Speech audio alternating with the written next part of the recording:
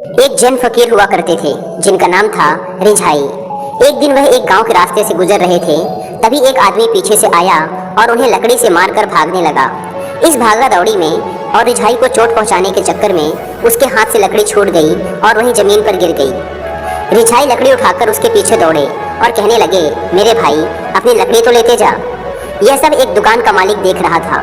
उसने ऐसी विचित्र बात पहले कभी ना देखी थी। दुकान के मालिक ने कहा, पागल हो गए हो क्या? वह आदमी तुम्हें लकड़ी मारकर गया और तुम उसकी लकड़ी लौटाने की चिंता कर रहे हो। रिझाई ने कहा, एक दिन मैं एक पेड़ के नीचे सो रहा था, तभी वृक्ष से एक शाखा मेरे ऊपर गिर पड़ी। तब मैंने वृक्ष को भी कुछ नहीं कहा था। आज इस आदमी के हाथ से लकड़ी मेरे ऊपर गिर पड़ी, मैं इस आदमी को क्यों कुछ कहूँ? उस आदमी को रिझाई की बात समझ में नहीं आई, क्योंकि उसे तो बचपन से ही दुनिया को प्रतिशोध और प्रतिक्रिया की दृष्टि से देखने की आदत पड़ चुकी थी।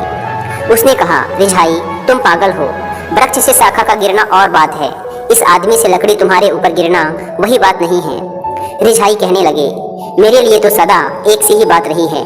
और यह कहकर रिझाई एक दूसरी घटना सुनाने लगे। एक बार मैं एक नाव चला रहा था और एक खाली नाव नदी के बहाव के कारण आकर मेरी नाव से टकरा गई।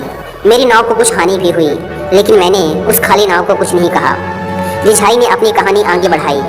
एक बार ऐसा हुआ कि मैं किसी और के साथ नाव में बैठा था और एक नाव जिसमें कुछ लोग सवार थे आकर हमारी नाव से टकरा गई।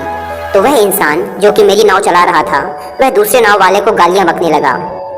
मैंने उससे कहा, अगर नाव खाली होती तब तुम गाली बकते या ना बकते? तो उस आदमी ने कहा, खाली नाव को क्यों गाली बकता? रिझाई ने कहा, गौर से देखो, नाव भी एक हिस्सा है इस विराट लीला का। वह आदमी जो बैठा है वह भी एक हिस्सा है। नाव को माफ कर देते हो, आदमी पर इतने कठोर क्यों हो?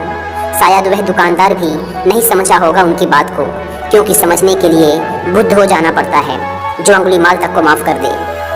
हम में से कोई भी नहीं समझ पाता है कि माफ करना होता नहीं है, यह तो अंदर से आता है और एक बार घटित हो जाता है तो आप किसी पर दोष नहीं लगाते, बस माफ करते हैं। क्योंकि रिझाई कहते हैं कि सब उस विराट की लीला है, सब उस विराट का हिस्सा है।